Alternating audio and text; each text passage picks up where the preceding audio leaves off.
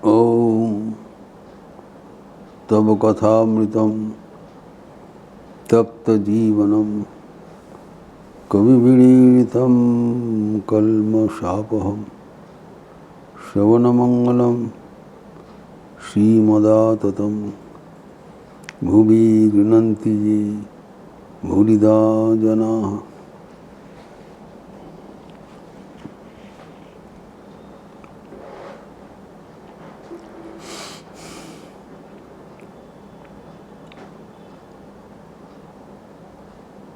ज्ञान लाभ हेतु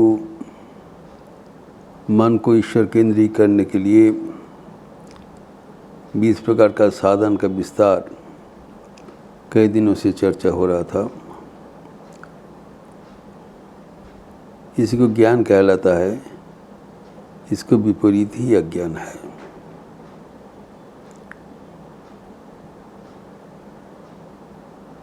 इतना किस्म का साधन करते समय हमें एक चीज़ याद रखना चाहिए कि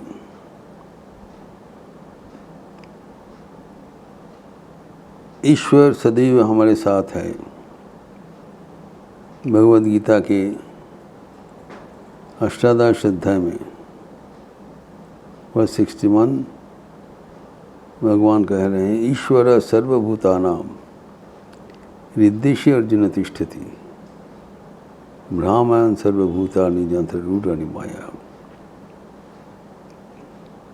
प्रत्येक जीव के हृदय से हृदय में ईश्वर विराजमान है एवं जैसे यंत्र में आरूढ़ होकर यंत्र परिचालना करते हैं, वैसे ही ईश्वर हमारे हृदय में इंद्रिय उपस्थित होकर हमें हर पल परिचालित कर रहे हैं। ये सर्वोच्च सत्य है। अगर ये सत्य हम मान लेते हैं, स्वीकार कर लेते हैं, तब हमारे जीवन का सारे समस्या एक लम्हा में मिट जाता है।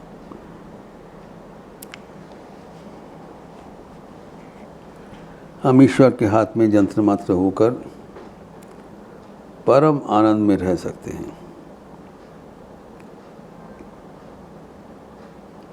यही चिंतन अतुल प्रसाद सेन एक दूसरे संगीत में प्रकाश किया। तुम्ही गाओ गो गाहो मम हृदय बशी हृदय बांधा जीवन बिना झंकारी बजाओ। ये प्रभु आप हमारे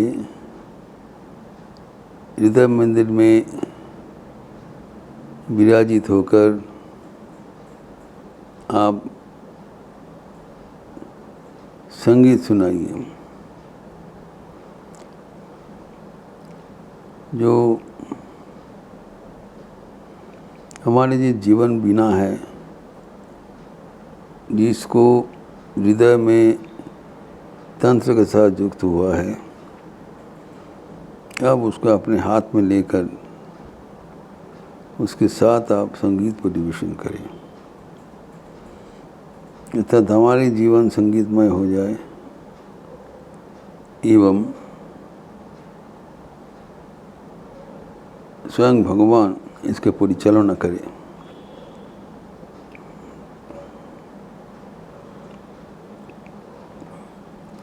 इसका आगे कहते हैं,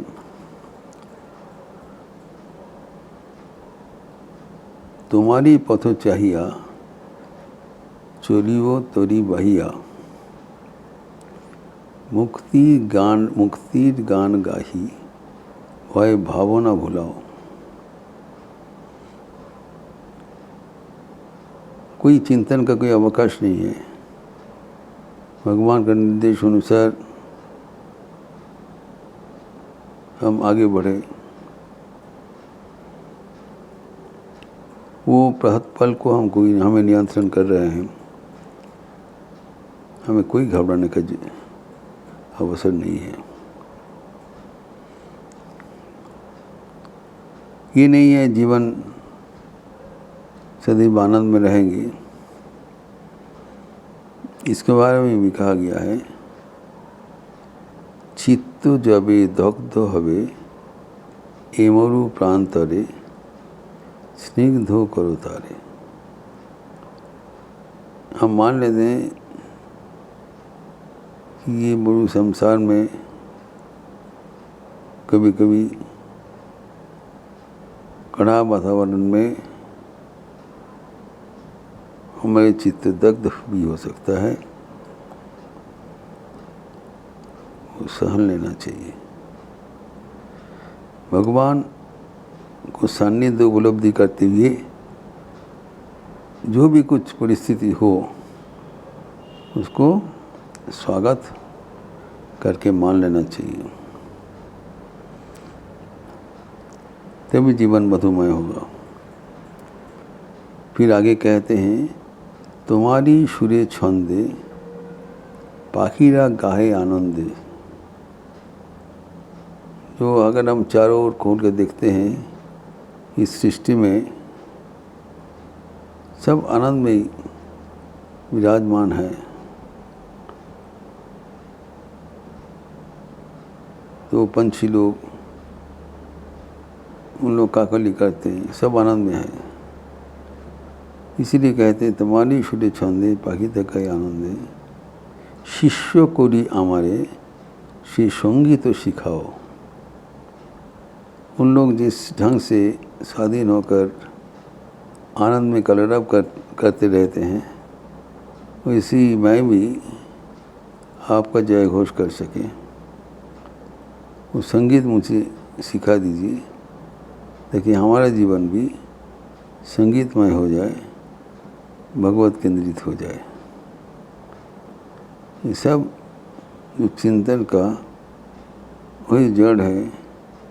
स्वयं परमात्मा हमारे भीतर विराजित होकर हमें परिचालना कर रहे हैं।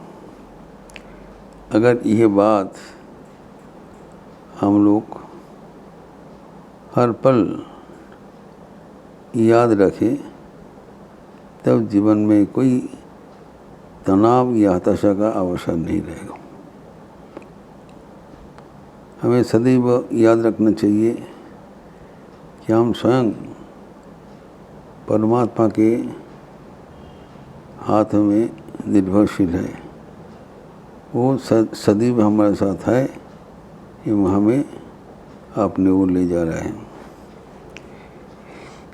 ऐसी जो सदैव ईश्वर का सान्निध्य अगर हम उपलब्धि करें, तब जीवन में दुख का कोई चिन्ह भी नहीं रहेगा।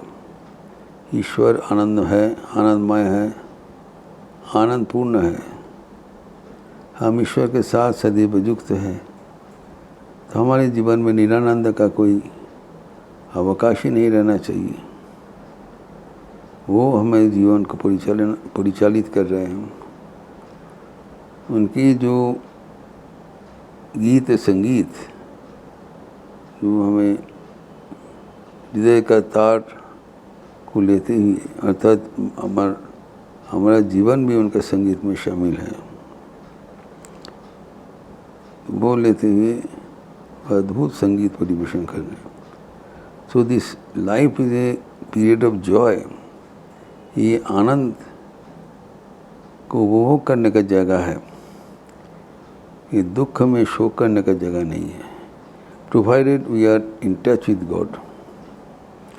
भगवान का सान्निध्य अगर हम हर पल उपलब्धि करने का प्रयास करें, भगवान है, वो हमें परिचालना कर रहे हैं, ये हम जानते हैं लेकिन मानते नहीं हैं।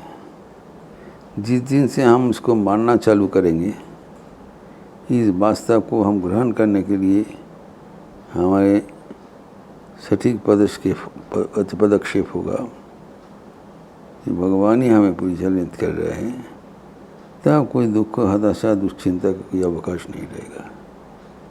वो हमारे साथ है, सदैव रहेंगे, एवं हर पल हमें आध्यात्मिक चेतना से उद्दीपित करते रहते हैं। हमारी मनुष्य जीवन अत्यंत दुर्लभ है। ये दुर्लभ मनुष्य जीवन पाकर हमें ईश्वर का संगीत जीवन में उपलब्धि करना चाहिए।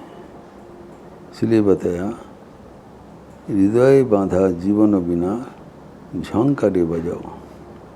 हमारे जीवन के एक संगीतमय प्रस्तुति भगवान का हाथ में हो रहा है। हम उसको सुनते हुए उसको उपभोग करें, भगवान का सानिध्य उपलब्धि करते हुए जीवन सार्थक और सफल बनाएं।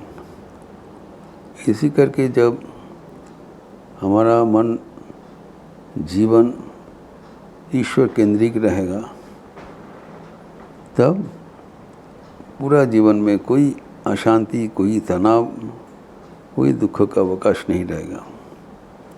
जो कुछ हम करेंगे उसमें ईश्वर का सानिध्य उपलब्धि करते हुए पूर्ण विश्वास के साथ हमें संपादन कर देना चाहिए एवं ये भरोसा रहना चाहिए कि जब ईश्वर के माध्यम से ये किया जा रहा है, ये सफल होगा ही।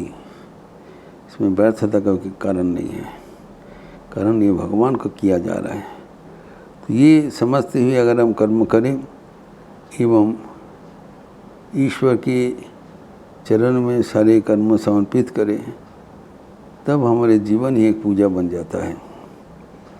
जीवन में कोई और असंगति, कोई असंतुलन नहीं रहेगा। इस अवस्था में अगर हम लोग पूर्ण उद्देश्य, पूर्ण उद्यम से काम करें, तब आनंद ही आनंद में रहेगा। जो नाना प्रकार का साधन भजन का बात किया है, वो अगर संभव होगा तो किया जाए, नहीं तो अगर इस मनोभाव से अगर हम जीवन परिचालित करें, तब और कुछ अधिक जो डिसिप्लिन का मानने की कोई ज़रूरत नहीं है। भगवान का नाम स्मरण करते हुए हमारे प्रति मुहूर्त अगर हम नियोजित कर सके, जीवन का कर्तव्य कर सके, तब हमारे जीवन सार्थक एवं सफल बनना अनिवार्य है। ये जीवन में ये जब चरम सीख हमें मिला है कि ईश्वर हमारे जीवन में हृदय में विराजमान है एवं वो हमारे जीवन को एक संगीत जिसे समझकर झंकार के साथ उसको कोई गीत वो परिवेशित कर रहे हैं। हम वो गीत को झंकार सुनकर जीवन सार्थक करें, जीवन सफल करें। इस प्रसंग और भी आगे बढ़ाते हुए अगले दिन चर्चा करेंगे। ओम शांति शांति शांति। हरि ओम तत्सत। श्री राम कृष्णार्पणमस्तु। आज लखनऊ में बड़ा मंगल का अवसर है, प्रथम बड़ा मंगल। ज्येष्ठ मास का 4 मंगलमयी बड़ा मंगल माना जाता है। तो आज हम यहाँ पर मंदिर के सामने हनुमान जी उद्देश्य से हम लोग हनुमान चालीसा सुबह समवेत पाठ करेंगे और शाम को भी संधरती के पुराण एक प्रवचन होगा, बड़ा मंगल का तात्पर्य। इसके बारे में मैं ही भी बताऊंगा। आप सबका स्वागत है। अच्छे रहिए, स्वस्थ रहिए, आनंद में रहिए। नमस्कार।